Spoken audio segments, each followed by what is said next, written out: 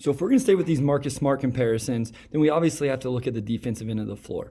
And while I don't think Killian Hayes, or I'm not sure Hayes can have the same impact Smart does with the high motor and just kind of really frustrating players, I think there is some of that to his game, and I'm interested to see what we see in year 2. The one area I think he has to prove is situations like this where he's not really set. Like, we'll see a transition clip later where he plays really well, but he can get beat at the point of attack at times, and then he ends up fouling a lot. I like how handsy and aggressive he is and disruptive, but at times it can get him in foul trouble. But this is what I really like. I like his willingness to guard people out here on the perimeter, 40, 50 feet away from the basket, as he does here. Thunder are trying to run a set, and he's just not going to let him get into it because he's going to disrupt the offense so much.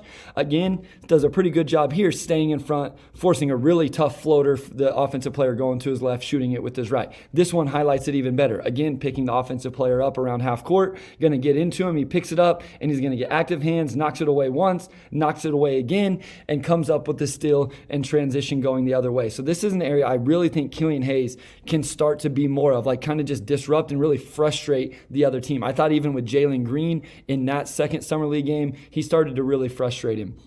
Another thing I think Killian Hayes can do, especially with his increased strength, is be a great switchable player. He has good size, and then again, he's put on some weight, put on some muscle, and here you see him get switched out on JRE, Jeremiah Robinson-Earl, and maybe this isn't a great comp for switching out and defending a 4-man, but he does a good job here working around, is a physical, and forces JRE then to switch course, and then when he catches it, look at this, like multiple efforts from Killian Hayes, and that's what you have to do to be that kind of defender, is multiple efforts. It just can't be one effort. He gets up in him, really frustrate him, get him backed off. Again, here we're going to see multiple efforts. Switches.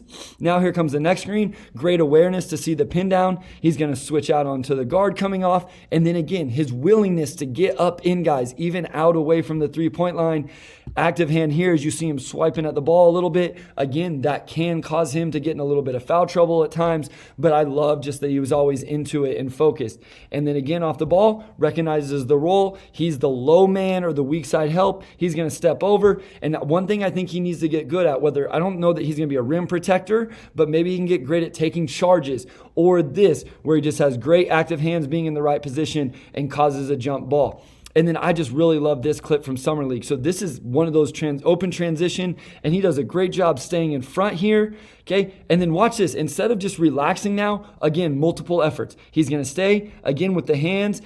And then not only that, he stays with it here. Doesn't let Sengun get the open three, closes out to him. And then yet another effort as he closes out, flips his hip, stays in front. Right here, again, a little handsy with the reach, but is going to recover. Little help from Luka Garza to keep the shot from going up, and then stays into it for the entire possession. I just thought that possession really highlighted those multiple efforts that he's willing to make on the defensive end, and I really think he can be an even more of a disruptor this year and an all-around really good defender for the Detroit Pistons.